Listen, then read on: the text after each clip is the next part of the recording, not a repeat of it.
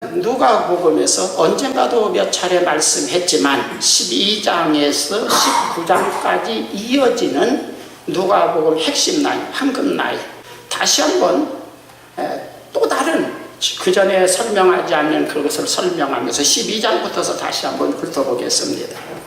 12장 1절에 가서 보면, 누가복음 12장을 펴니다. 12장 1절에 가서 보면 그동안에 무리 수만 명이 모여 서로 밟힐 만큼 되었더니 예수께서 먼저 제자들에게 말씀하여 이르시되 바리새인들의 누룩 곧 의식을 주의하라, 이렇게 말씀했습니다. 이게 얼마나 사람이 모이나. 지금도 수만 명 모이면 많이 모인 거예요, 적게 모인 거예요? 상암동 뭐 이런 월드컵 운동장에 가득 차면 수만 명 모이는데 그거 지금도 엄청나게 많이 모입니다. 그런데 인류 문화사 연구하시는 분들이 인구를 이렇게 볼 때 예수님 시대의 세계 인구는 1억 명죠. 1억 정도 되다. 지금 한 70분의 1분이 안 된다 이거죠.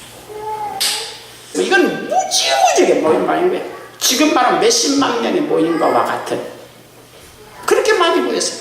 얼마나 많이 모였는지 자칫 정신 차리지 못하면 밟혀 죽을 만큼 많이 모였더니 그 사람이 깔려 죽을 만큼 무지무지하게 많이 모였어요. 그때에 예수님께서 먼저 제자들에게 대중설교를 하시게 되는, 야, 니네들 조심할 게 있어, 주의할 게 있어, 정신 차리고 주의할 게 있다. 바리새인의 교훈 설교를 조심해야 된다, 이렇게 말씀을 하셨다는 겁니다. 그리고 그것은 의식이라는 겁니다. 이 신앙이라고 하는 것은 어떤 내면 세계, 영적인 문제를 다루는 것이 신앙인데, 이 사람은 겉으로 어떻게 보면 사람에게 훌륭하게 보이고, 어떻게 하면 좀 사람들에게 존경받고, 어떻게 하면 사람들에게 칭찬받고, 이런 문제에 자꾸 초점을 맞추고 설교를 한다는 겁니다. 그 세상에서 존경받고 세상에서 높임 받으려면 뭐가 돼야 돼요? 우선 권력을 잡아야죠. 그렇죠? 그 다음에 또 세상에서 좀 없음 여김 받지 않으려면 뭐 해야 돼요? 부자가 좀 돼서, 어느 정도 부자가 되어서 또 좋은 옷을 입고, 그냥 옷이 뭐라고 그래요? 날개라고 그러잖아요. 그래서 뭐 또 좋은 옷 입고 그냥 뭐 좋은 차도 타고 다니고, 어디 가서 사람들에게 얕보이지 않도록 이렇게 뭐 이런 데 어떤 초점을 맞추고 성경을 계속해서 해석하는 이런 바리새인의 교훈 설교를 니네들은 조심해라.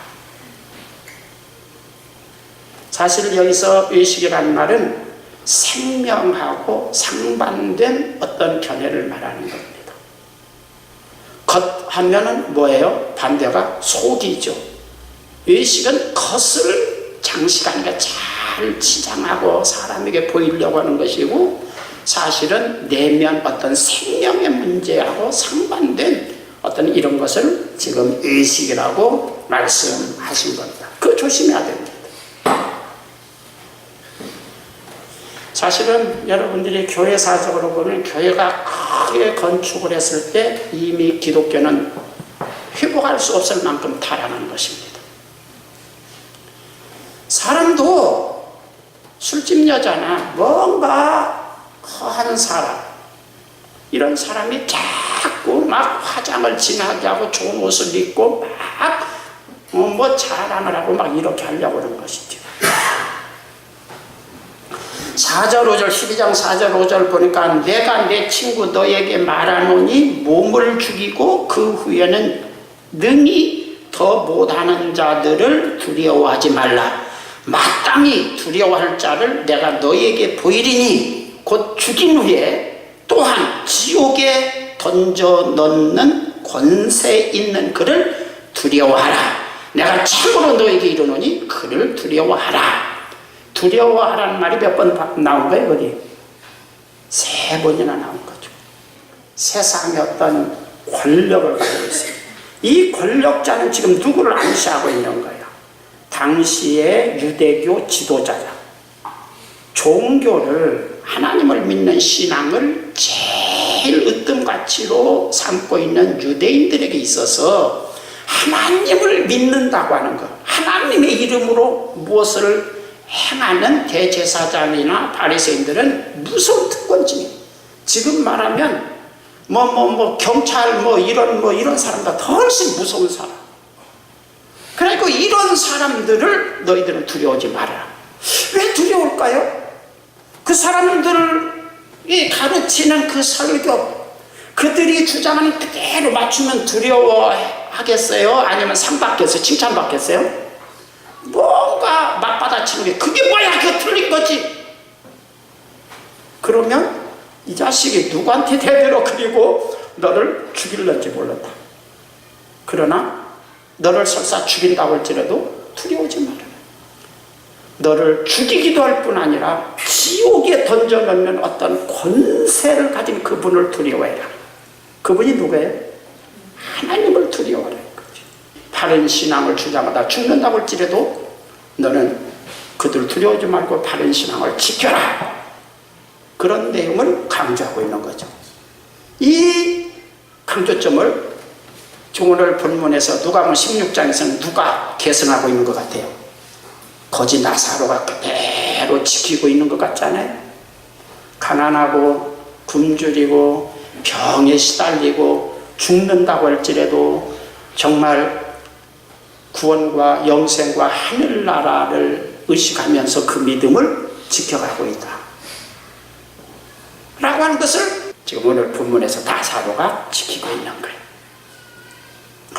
여기 누가복음 12장 4절에 보면 내가 내 친구 너에게 말하노니, 아까 1절에서는 수만 명 모였는데 제자들에게 미리 말씀하셨다고 그러죠. 먼저. 그럼 여기에서 내 친구는 누구예요? 지금 예수님을 가까이 따라오는 12명의 그 사도들을 향해서 내 친구 너희에게 말하노니, 그렇게 지금 말씀하죠. 근데 이 친구라고 하는 거 필로스는 우리가 보통 친구, 사랑하는 사람 그렇게 번역하지만 사실은 동업자라고 하는 의미도 있고요. 또 이 말은 헬라 신화 같은 데서는 이렇게 사용합니다. 보통 남자와 여자가 결혼식장에 딱 들어가려고 하면 들러리가 있죠. 헬라의 결혼식에서 이 들러리라고 하는 건 어떤 사람이냐면, 신랑과 신부가 결혼식장에 딱 들어가려고 하면 큐피트 또는 에로스, 아프로디데, 이게 같은 신이에요. 큐피트가 시기심이 나가지고 질투해서 막 화살을 쏘는데 나무 화살을 쏜다는 거예요. 나무 화살에 맞으면 갑자기 상대방에 대해서 오만정이 다 떨어져가지고 그냥 미움과 질투에 사로잡히게 된다는 거예요. 그렇게 되면 미움과 질투에 사로잡히면 그 부부가 행복하겠어요? 계속해서 싸우겠어요? 계속해서 싸우는 거죠. 그러니까 평생 동안 불행해지는 거예요. 그래서 들러리는 그 큐피트의 화살, 쏘는 화살. 누브르 박물관에 가보면은 프랑스와 부셔가 그린 그 에로스의 관역이라는 그림이 있는데, 예를 들자면 계속해서 활을 쏘는 거예요. 맞으면 서로 미워하고 막 그냥 질투하고 그러니까 그것을 결혼식장에 들러리는 그것을 대신 맞는 사람, 맞아주는 사람이에요. 나는 불행해도 내 친구는 행복해야 돼. 세례요한 같은 예수님이 그 세례요한이 그 예수님에 대해서 이야기할 때 나는 들러리다. 나는 그 신랑이 행복한 결혼식에 들어가는 것을 나는 만족한다.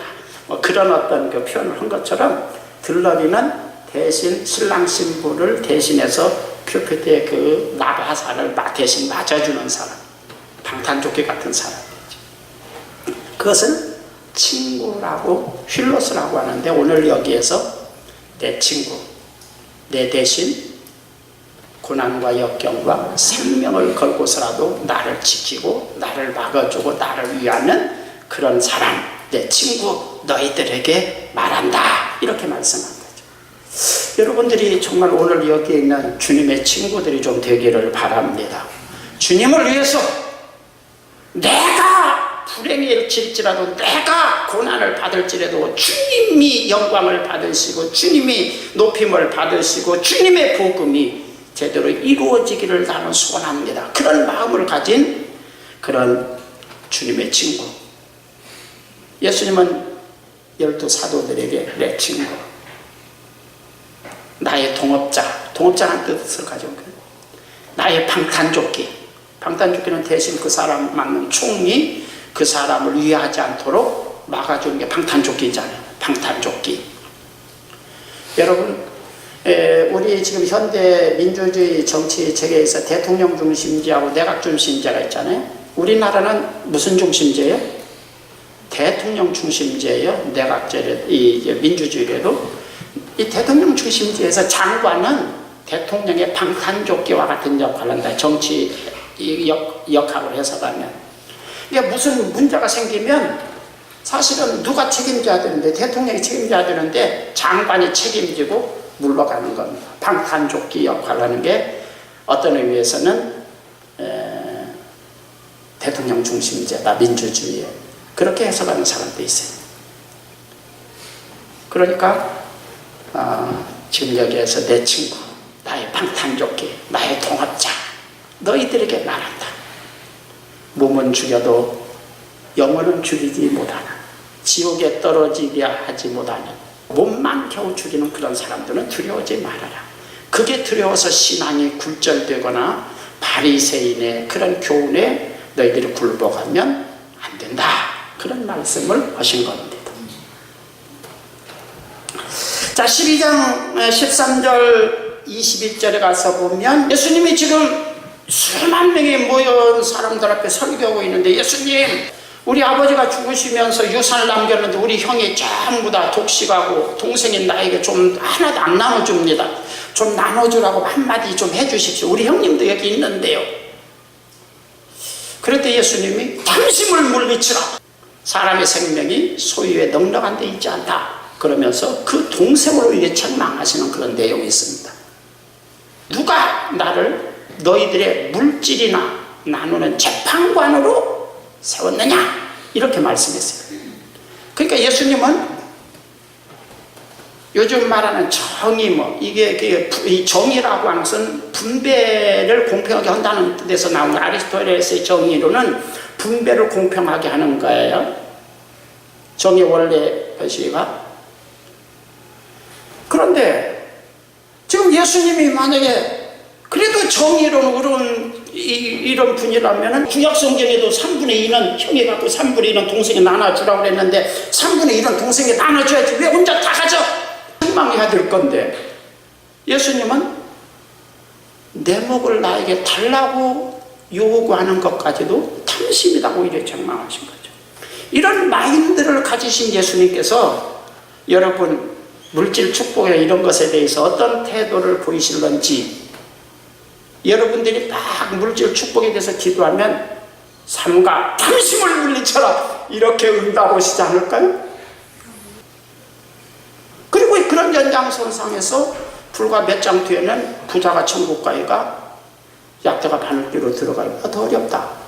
이런 말씀도 나오는 것이고, 이러한 태도는 예수님만이 아니라 바울 사도도 그런 맥을 유지하고 있는 것이고, 이 다음에 히브리서 기자로 야고보 사도도 그 맥을 유지하고 있는 겁니다. 그러면 알아들어야죠. 알아들어야 되겠어요? 못 알아들어야 되겠어요? 뭔가 감을 잡아야죠. 그리고 어떤 불쑥 빠진 설교자가 그런 설교하면 저거 뭐야 또랑이 아니야, 그런 아주 망당시키는 불의가 되는데 다들 거기에 몰려드는 거예요. 저 심각한 문제잖아요. 누가복음 12장, 똑같은 12장 22절로 32절, 그러니까 14절 15절에 이 사람아, 누가 나를 너희의 재판장이나 물건 나누는 자로 세웠느냐? 상과 묻은 탐심을 물리치라. 사람의 생명이 그 소유에 넉넉한 데 있지 아니하니라. 이게 15절 말씀이고, 몇 절 넘어가면 22절 32절에 보면 너희는 무엇을 먹을까 마실까 염려하지 말아라. 그 말씀이 거기에 나오는 것이죠. 그렇게 나왔죠. 여러분 가지고 있는 성경에도 그러면서 그것 때문에 근심하지 말아라. 이 모든 것은 누가 구하는 거예요? 세상 백성이 구하는 것이다. 하나님 자녀들이 구하는 것이 구할 것이 아니다. 그러면서 하나님께서 이런 것은 너희에게 필요한 줄 다 아시고 계신다. 그렇게 말씀하시죠. 하나님이 알고 계신다. 그렇게 말씀했죠. 너희들이 구할 기도 제목은 따로 있다. 그러면서 너희는 그 나라와 그 일을 구하라. 이런 것들을 너희들이 구해야 된다. 그렇게 말씀합니다. 기도 제목을 잘 아셨습니까? 그런데 먹고 마시는 거 그거 주제를 빼면 기도 제목이 없다고 그래요. 기도를 남이 안 난다고 그럽니다. 그 다음에 32절 한번 읽어보겠습니다. 다 같이 읽어보겠습니다. 12장 32절. 적은 무리여 무서워 말라. 너희 아버지께서 그 나라를 너희에게 주시기를 기뻐하시느니라. 그러니까 지금 이런 것들은 구하지 말아라. 세상 사람들이나 구하는 것이다. 이런 것들은 다 너희들에게 있어야 될 줄을 주님이 다 아신다. 너희는 다만 뭐예요? 온내죠. 오직 단 하나죠. 다만 이것만 구해라. 그렇게 말하고 그 나라를 구하라. 그리고는 32절에 적은 무리여, 많은 무리여, 적은 무리여, 적은 무리여. 그것도 새겨 들으시기 바랍니다. 구원과 영생을 얻게 하는 제대로 된 복음을 전하는 교회치고 제대로 큰 교회는 별로 없습니다. 우리 교회는 그 교회 중에 큰 교회에 속하는 겁니다. 적은 무리여 무서워하지 말아라. 그러면서 너희 아버지께서는 무엇을 주시기를 기뻐하신다고? 그 나라를, 이 세상의 물질이나 이런 것은 구하지 말라 그러고 너희 하나님께서 기뻐하시는 것은 그 나라를 너희들에게 주시기를 기뻐하신다. 논지가 어디로, 강조점이 어디로 흘러가는지, 주님의 마음이 어디로 흘러가는지 이해가 됩니까? 그게 안 되면 신앙생활을 헛다리를 걷는 거죠. 번지수가 잘못 적힌 편지처럼 이건 하늘나라 가기가 곤란합니다. 여기서 무서워하지 말라, 이 말 번역이 좀 생각해 볼 필요가 있다고 저는 생각합니다. 이 푸호배오라고 하는 단어를 쓰세요. 이건 무서워하다, 몹시 두려워하다 그런 뜻도 있지만 슬슬 꽁무니를 뺀다, 슬그머니 손을 놓다 그런 뜻을 가지고 있어요. 자 보십시오. 믿음이라고 하는 것, 영접하는 자, 곧 그 이름을 믿는 자들에게는 하나님의 자녀가 되는 특권 권세를 주셨다. 여기서 영접이라고 하는 말이 무슨 뜻이라고? 남반이라는 말이에요. 꽉 붙잡는다는 말 제가 여러 차례 이야기했기 때문에 여러분 잘 이해가 되죠? 꽉 붙잡았는데 꽉 붙잡고 10년 20년 신앙생활을 하다 보니까 아이고 이거 예수님만 붙잡고는 예수님은 먹을 것도 잘 주신다고 약속도 안 했잖아요. 오히려 그것 좀 구하니까 당심을 물리쳐라고 막 오히려 책망을 쓰잖아요. 아 이거 참 곤란하네. 그래서 슬그머니 손을 놓고 다른 것을 잡으려고 액션을 취하는 그런 모습을 연상케 하는 것이죠. 우리 번역에 무서워하지 말라 그렇게 번역했는데 물론 뭐 때문에 손을 놓는 것, 뭐 때문에 무서워하지 말라 그렇게 말씀했느냐면 앞뒤 위에 무엇을 먹을까 마실까 염려하지 말아라. 그 기도 제목에 무엇을 먹을까 마실까 염려한다는 것은 뭐예요? 굶어 죽을까 봐서 걱정하고 있다는 이야기 아니에요? 야, 어떻게 내일은 못 먹지? 야, 이거 참 걱정이네. 그런데 또 그 기도도 하지 말라고 그래요? 그런데 이거 참 하나님이 또 주신다고 그래서 너야 있어야 될 것을 다 하신다고 그래서 주실 줄 알았더니 잘 주지도 않니 여전히 배가 고파요? 누구 보니까 여전히 배가 고파요? 하늘나라 갈 만한 믿음을 가진 나사로를 보니까 여전히 배가 고파요. 오늘 본문에 누가복음 16장에 나와 있는 거지 나사로 보니까 여전히 배가 고파요. 구하지 않아도 있어야 될 것을 다 하신다, 주신다 그랬는데 왜 안 주시냐 이게.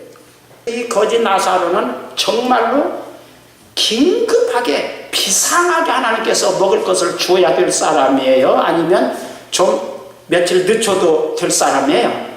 거지 나사로. 다른 사람 다 안 줘도 우선적으로 이거 긴급하게 요즘 대한민국에서도 어려운 사람 복지 차원에서 구제하고 도와주려고 하는데 말이죠. 하나님이 긴급하게 주셔야 될 거 아니에요. 주신다고 약속했으니까. 그런데 안 주셔요 빨리. 그러니까 나사로가 야 이대로다 하나님을 믿고 있다 내가 굶어 죽겠으리다. 그래서 손을 주님을 꽉 붙던 손을 슬그머니 놓고 다른 것을 붙잡으려고 하는 어떤 액션을 취한다. 그런 의도로 무서움을 부배어라는 단어를 쓴 거죠. 슬그머니 꽁무니를 빼다. 슬그머니 잡은 손을 놓다. 번역이 무서우지 말라 그렇게 번역할 수밖에 없는 어떤 분위기도 있지만 하나님이 안 주신 건 하나님이 나보다 나 자신을 더 잘하신 하나님께서 안 주시는 이유가 있을 거야. 그냥 믿음을 지키라 이거죠. 슬그머니 손을 놓지 말고 주님을 붙잡은 그 손을 놓지 말고 계속해서 주님을 붙잡고 시험 들지 말고 그냥 신앙을 지켜라. 이런 뜻으로 이 성경을 이해해야죠. 그런 것을 여러분들이 이 성경에서 느끼지 않습니까? 그냥 하나님을 믿는 사람이 1등이 돼야지 2등도 이건 앞에서 말하는 바리새인의 어떤 아주 못된 아주 악질적인 인간을 타락시키는 누군가가 그런 설교를 해서 큰 신도들이 거기에 감염되는 거죠. 얼마 전에 우리 메르스 사태를 지냈잖아요. 그냥 손만 만져도 다 그냥 그 사람 있는 데 가서 같이 있어서 숨만 쉬어도 그냥 메르스 전염돼가지고 난리 났었죠. 이거 그보다 더 전염성이 강한 게 이게 축복 설교예요. 이게.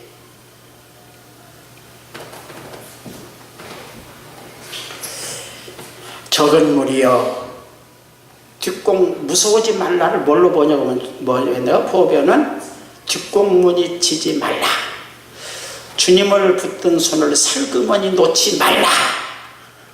하나님은 물질을 주시기를 기뻐하시는 것이 아니라 하나님 나라 그 나라를 너희들에게 주시기를 기뻐하신다. 할렐루야. 성경 번역이 잘 됐습니까? 주님의 뜻을 지금 밝힌 거예요. 주님의 마음을 우리에게 지금 밝힌 겁니다. 하나님은 어떤 것을 기뻐하시느냐, 무엇을 계획하고 계시느냐, 그 나라를 너희들에게 주시기를 계획하고 계시고 기뻐하고 계신다. 하나님이 세상을 이처럼 사랑해서 독생자를 주셨는데 그 이유는 뭐냐? 믿고 영생을 얻게 하려고 예수를 보내셨다. 하나님의 의도를 알고 너희들은 조금 배고파도 뒷공문을 빼거나 예수님을 꽉 붙잡은 그 손을 슬그머니 놓지 말아라. 이해가 잘 됐습니까? 네.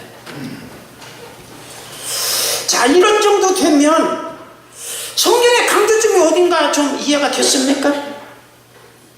그래도 이해가 안 됩니까? 예수님께서 무엇을 이건 아니야, 강력하게 이건 아니야, 그리고 이거야 이렇게 제시하는 분명한 어떤 선을 이해하셨습니까? 이건 아니야. 이게 지금 현재 예수님 시대에 지금 대다수의 유대인들, 선민들, 하나님을 믿는 사람들은 물질 축복에 대해서 아주 열광해요. 지금 마찬가지죠. 그건 요즘 거기서 예수님이 단절시켰는데 계속해서 이렇게 된 것은 어떤 면은 사탄의 역사죠. 이건 아니야, 그 부분을 계속해서 끌어들이고요. 이거야, 이게 하나님이 기뻐하시는 일이야, 이게 하나님의 뜻이야, 이것을 얻게 하려고, 이것을 주려고 예수님이 오셨어. 그 부분을 등한히 하는 것은 타락이죠. 여러분, 누가복음 12장 53절, 12장 계속해서 또 봅니다. 51절 53절 한번 읽어보겠습니다. 내가 세상에 화평을 주려고 온 줄로 아느냐? 내가 너희에게 이르노니 아니라 도리어 분쟁하게 함이로다. 이후부터 한 집에 5사람이 있어 분쟁하되 셋이 둘과 둘이 셋과 하리니 아버지가 아들과 아들이 아버지와 어머니가 딸과 딸이 어머니와 시어머니가 며느리와 며느리가 시어머니와 분쟁하리라 하시니라. 12장 앞에서부터 쭉 이렇게 연결해서 해석하면 이 세상에는 지금 바리새인의 교, 겉에 이 세상에서 존경받고 이 세상에서 훌륭한 사람을 인정받고 그러기 위해서는 권력도 성공돼야 되고 권력도 가지고 있어야 되고 부자도 돼야 되고 뭐 이런 어떤 구조로 성경을 해석하는 그런 신앙을 가진 사람과 생명을 얻게 하는 구원받게 하는 영생을 얻게 하는 그 신앙을 가진 사람과 한 집에서 싸운다 이거죠. 예수님 오시기 전에 안 싸우세요? 예수님이 오심과 함께 이 세상에서 제일 끈끈한 사랑의 공동체가 어디예요? 가정이에요. 부부예요. 또 가정에서도 더 끈끈한 공동체는 혈육이에요. 부부간에는 이혼하더라도 부자간에는 어때요? 아버지와 아들은 어때요? 이건 혈육이에요. 나눠줄 수 없는 관계예요.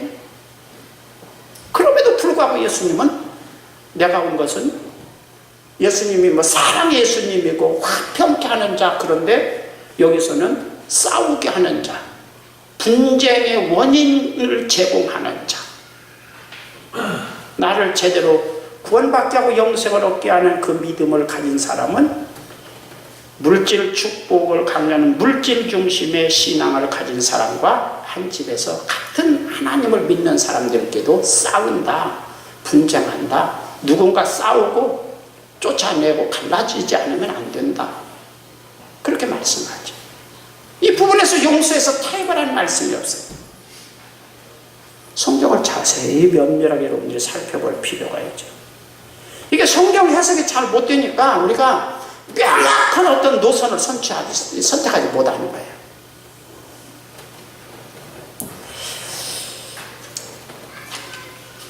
(13장에서는) 구원의 좁은 문인데 13장은 불과 한 2주 전에 말씀을 드렸기 때문에 좁은 문에 대해서 불과 말씀드렸기 때문에 넘어가 14장 봅니다.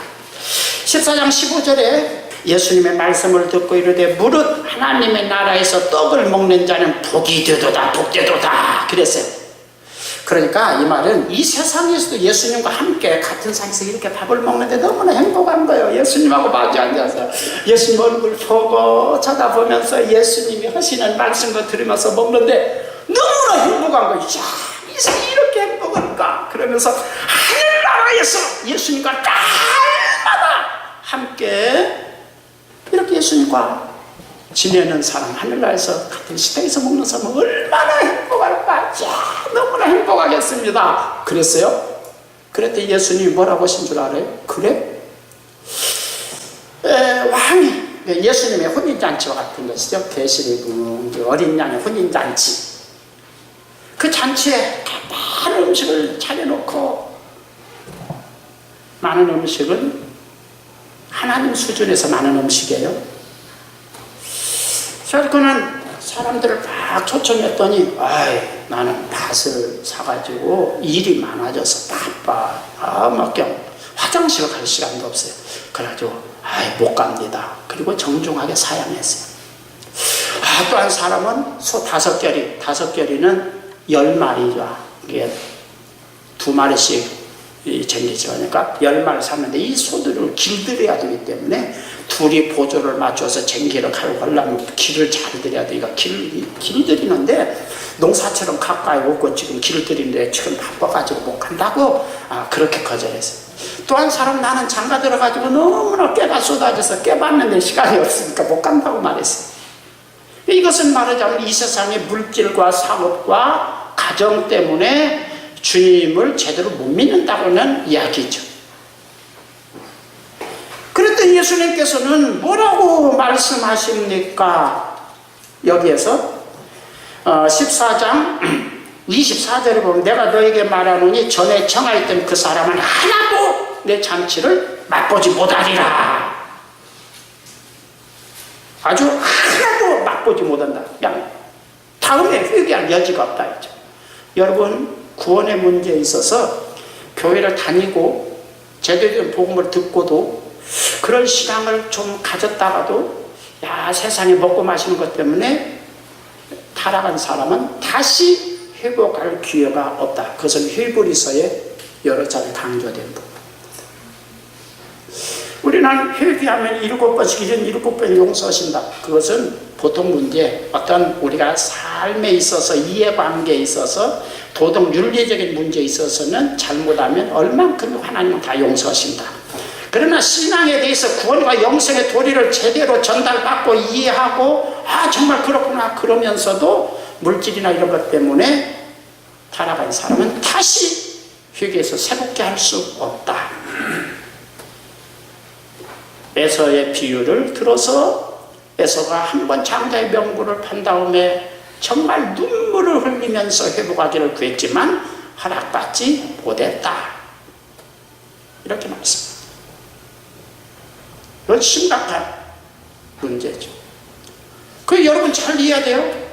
그때는 지금 히브리서나 야고보서에 히브리서에 지금 그런 말씀이 나오잖아요. 히브리서 6장하고 12장인가에 지금 그렇게 12장 16절에 한 그릇 음식을 위하여 장자의 명분을 판 에서와 같이 망령된 자가 없도록 살피라. 너희가 아는 바와 같이 그 후에 축복을 이어받으려고 눈물을 흘리며 구하되 버림바가 되어 회개할 기회를 얻지 못하였느니라. 6장 5절 6절에 하나님의 선한 말씀과 내세의 능력을 맛보고도 타락한 자들은 다시 새롭게 하여 회개하게 할 수 없나니 이는 그들이 하나님의 아들을 다시 십자가에 못 박아 드러내놓고 욕되게 함이라.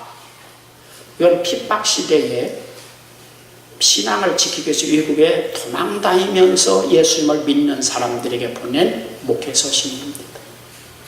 요즘 우리들하고는 달라요. 그 당시 예수님 믿는 것 때문에 처음 예수님을 꼭 잘 믿어야 그리고 도망갔는데 외국에 가서 살다 보니까 불법 체류자로서 취직도 잘 안 되고 먹고 살기는 힘들고 애들은 주민등록 이런 거 없어가지고 학교도 못 보내고 그래서 은근슬쩍 조금 양다리를 걸치려고 하는 그런 사람들에게 보낸 절대로 안 된다고는 단호한 태도죠. 그런데 요즘 우리 정도 돼가지고는 더 단호할까요? 더 여유가 있을까요? 하나님께서 너그러우실까요? 성경에 강조점을 이해해야 돼. 7번씩 77번 회개하면 용서한다는 말하고 절대 안 된다는 말에 그것의 차이, 그 어떤 그 부분을 이해를 해야 돼. 절대 안 된다는 이야기죠. 단호한 태도죠. 그래서 누가복음 14장 24절에도 전에 내가 청했는데 거절한 놈은 다 한 사람도 내 잔치에 참여하지 못한다. 절대로 참여하지 못한다. 그렇게 말씀하죠. 예수님의 태도나 히브리서에 기록된 그 태도나 야고보서에 강조되어 있는 태도나 일사불란하게 같은 맥을 유지하고 있어요. 14장 26절 24절 그러니까 24절에 내가 전에 청했던 그 사람 하나도 내 잔치 맛보지 못한다. 그 24절이고 26절에 보면 물은 내게 오는 자는 자기 뭘 부인해요? 부모와 처자와 형제와 자매와 더욱이 자기 목숨까지 어떻게 하라고요? 미워하지 않으면 그것을 중히 미워한다는 건 중히 여기지 않는다는 거야. 사랑의 목숨을 사랑하고 뭐 가정을 사랑하고 이런 입장에서는 이 원칙이 안 지켜지기 때문에 미워한다. 이걸 완전히 그냥 버린다. 부정한다. 그런 의미로 말씀하죠. 능히 내 제자가 되지 못하고 누구든지 자기 십자가를 지고 나를 따르지 않는 자도 능히 내 제자가 되지 못하라. 거기에 능이라고 번역했는데 절대로 이렇게 여러분이 이해했으면 좋겠어요. 절대로 내 제자 되지 못한다. 주님은 가끔가다 신앙은 어떤 온리의 세계거든요. 단 하나, 다만 이건 오직 이 세계거든요. 여기서 절대의 세계예요. 신앙은 절대의 세계입니다. 절대로 하늘나라 들어가지 못한다. 이렇게 말씀하죠.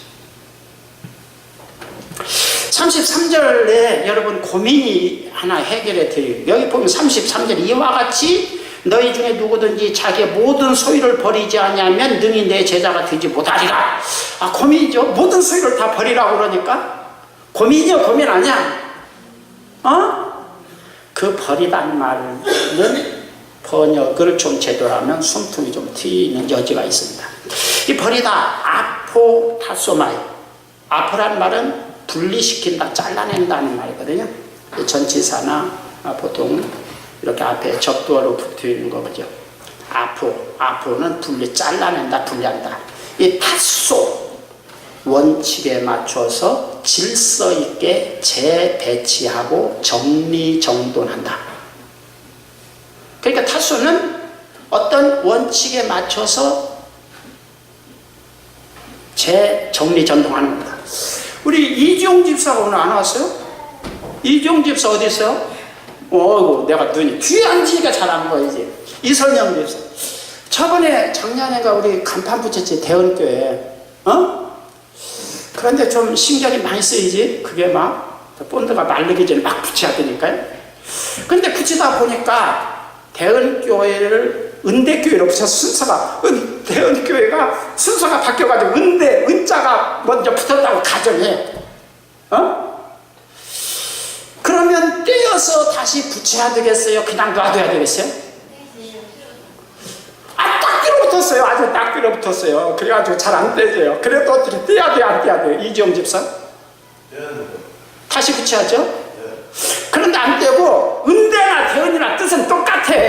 대은은 큰 은혜고 은대는 은혜가 크다. 그러니까 그건 뭐 똑같은데 뭘 뜯어? 이게 띄어다 다시 붙이면 지저분하면 안 돼. 그냥 붙여도 괜찮아. 빡빡 부기고 그냥 놔뒀다면 어때요?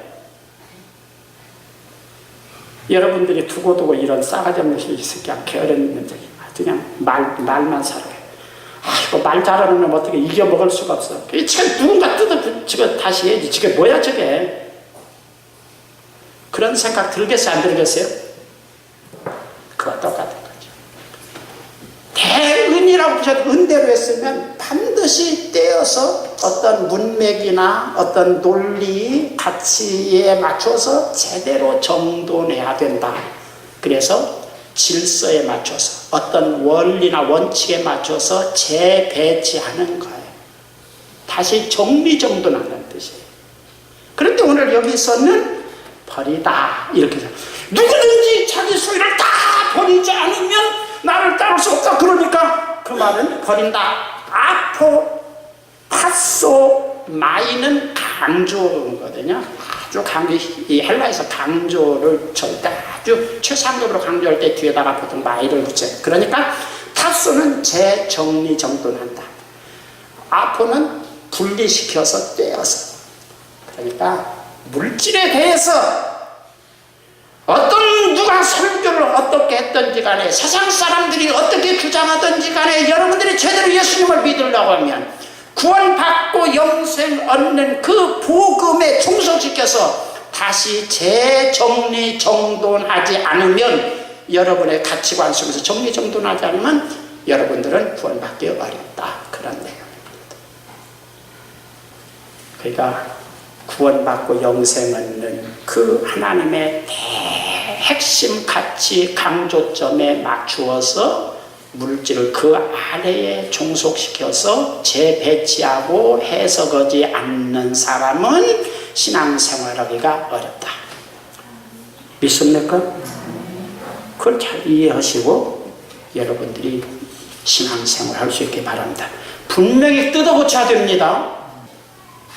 반드시 뜯어고쳐야 됩니다. 구원받게 하고 영생을 얻는 것을 제일 강조점으로 핵심으로 삼고 있는 주 목적으로 삼고 있는 복음 아래에 물질 축복을 종속시켜서 물질을 축복을 해석하지 않으면 여러분들은 신앙이 지옥 갈 수 있습니다. 교회 열심히 다녀도 지옥 갑니다. 누가 그런 사람입니까? 오늘 누가복음 16장의 부자가 바로 그런 사람이죠. 교회를 잘 다니긴 하는데 뭐 내가 생각할 때는 간증 많이 다녔을는지도 몰라요. 그냥 하나님 믿고 막 축복받고 이렇게 막 큰 집에서 이렇게 호화롭게 살면서 하나님 잘 믿어서 뭐 이렇게 축복받았다. 지옥에 떨어져서까지도 그냥 고개를 빳빳해서 아버지 아브라함이여 내가 왜 여기 옵니까? 뭐가 잘못된 것 같습니다. 한번 따라서 합시다. 하나님의 심판에는 오류가 없다. 믿습니까? 자, 누가복음 14장 34절 30절 바로 또 그 밑에입니다. 읽어보겠습니다. 소금이 좋은 것이나 소금도 만일 그 맛을 잃으면 무엇으로 짜게 하리요?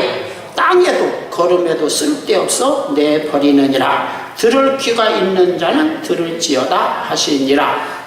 그 말씀은 어디에다 붙은 거예요? 바로 이와 같이 자기 모든 소유를 버리지 않으면, 그러니까 복음의 생명 얻고 구원 얻는 영생의 복음 밑에 종속시켜서 해석해서 물질 생활을 하지 않으면 뭐예요? 34절에 보면 만일은 소금과 같은 신자다. 그 밑에 35절은 쓸모없는 신자다. 똥은 쓸모 있어요, 없어요? 똥 오줌은 쓸모 있어, 없어? 냄새가 나더라도 옛날 시골에서 아무리 볼 일이 급해도 어디 가서 옛날 분들은 자기 집 가서 똥을 싸야 돼요. 아까운데 그걸 어디 아무 때나 싸면 안 돼요. 정말 옛날 농사 질 때는 그랬어요. 우리 장판설 장로님은 그런 정도는 그 연배 때는 그랬을 것 같은데. 똥 오줌도 썩어지면 생명을 키워내고 꽃을 피게 하고 열매를 맺게 하는 것이죠. 그런데 만일은 소금은 아무 데도 쓸모없다. 이건 처치곤란이에요. 여러분, 구원과 영생을 얻게 하는 복음 밑에 축복의 어떤 것을 성경 구절을 종속시켜 해석하지 않는 사람은, 그리고 그런 신앙을 가진 사람은 만일은 소금줄이 쓸모없는 지옥 쓰레기장이나 버릴 만한 사람이다. 극단적으로 해석하면 그런 뜻을 내포하고 있습니다. 잘 이해하셨습니까? 자, 그 다음에 이 부자를 한번 가만히 생각해 보십시오. 좋은 옷 입고 자색 옷 입고 화판 잔치를 벌리고 즐기며 살았다. 그 16장 그렇게 됐죠? 부자는 어떻게 살았어요? 19절에 보니까 자색 옷은 왕이나 입는 옷입니다. 왕들이 입는 옷이에요. 그 다음에 곤 배옷은 이것도 지금 아주 그 옛날 우상, 아주 왕 중에서도 자기를 신격화시키려고 하는, 그래서 헤롯이 그런 옷을 입고 백성 앞에 딱 나오니까 자기 동생의 아내도 뺏어서 하는 막 세례 요한을 목 잘라 죽인, 그리고 막 예수님의 제자 야고보를 목 잘라 죽이고 막 이런 나쁜 놈도 딱 백성 앞에 나오니까 그냥 하나님이 막 내려온 것처럼 막 신성시하고 막 우러러봤다. 그런 옷이죠. 그러니까 이 사람은 어떻게 보면 왕족이었을는지 모르겠어요. 거기다가 엄청난 부귀 영화를 누리고 날마다 즐기며 살았다. 여러분, 여기서 날마다 즐기며 화롭게 사는 사람 있어요? 아이고, 이거 안산에 그런 사람 몇 명이나 되겠어요? 날마다 호화롭게 아주 한 수억 대의 옷을 입고, 남편이 바람 핀다고 아내가 자기 남편 차를 뒤에서 들이받아버렸어요. 그런데 그 차가, 남편 차는 3억 원짜리 차고 아내 차는 2억 원짜리 차라고 그래요. 그래서 수리비가 수천만이 나와서 그 수리비 때문에 옥신각신하다가 그게 노출돼가지고 막 신문에 나오고 TV에 나오고 막 그랬단 말이죠. 어때 한 3억 원짜리 자동차 승객을 타고 아내는 2억 원짜리 타고 부부간에 하고 5억 원어치. 어때 이 사람도 그냥 먹고 살만한 사람이겠죠. 그런데 오늘 이 부자에다 옆에다 갖다 놓으면 뭐라 할까요? 이 부자가 뭐라 할까요? 야, 그것도 차라고 타고 다니냐? 쪽팔리게. 아마 그런 대단한 사람이 아닐까요? 그런데 죽었다 이거죠. 지옥에 떨어졌다 이거죠. 생각해 보시기 바랍니다. 죽음은 계속해서 우리 턱 밑으로 기어들죠. 기어들어요, 안 들어요? 우리 김정 장로님이 요즘 자꾸 나이가 좀 그러니까 자꾸 가까이 성큼성큼 가까이 오는 거 느낍니까? 좀 느껴집니까? 아이, 무슨 말씀이세요? 아직 나 멀었어, 아직 나. 그럽니까? 여러분이 느끼든지 안 느끼든지 죽음이라고 하는 손이 검은선이 참 좀 가까이 여러분 느끼지 못하는 사이에 참 좀 가까이 다가오고 있는 걸 아셔야 됩니다. 그렇습니까? 안 그렇습니까? 죽습니다. 그리고 천국과 지옥이 여러분 앞에 눈을 딱 입을 벌리고 있습니다. 영원한 행복과 풍요와 이런 나라와 자유와 행복의 나라와 영원한 구속과 억압과 아주 불행과 고통과 이런 두 어떤 세계가 죽은 다음에 여러분을 기다리고 있습니다. 그 구원의 나라, 영생의 나라, 하나님 아버지의 나라, 천국으로 상징된 그곳, 그것을 여러분들이 신앙생활의 목적으로 삼고 꼭 살기를 바랍니다. 할렐루야. 내가 복음을 제대로 좀 전했습니까? 이 교회가 어떤 교회인지는 여러분들이 수없는 설교를 통해서 여러 각도로 구원과 영생의 문제를 여러분들에게 설명했습니다. 그래도 안 된다면 만일은 소금, 이런 쓰레기장에 버려도 처치곤란한 수고. 저는 가끔 지옥을 쓰레기장이라고 그러죠. 처치곤란한 쓰레기를 갖다 버리는 곳. 그 다음에 지옥에서 온 편지도 있기를 바랍니다. 그 부자가 우리 형제 5이 있는데 그들 믿음 좋다고 구원 받는다고 하늘나라 쪽으로 들먹거리며 신앙생활하고 있는데 좀 제대로 알게 해주십시오.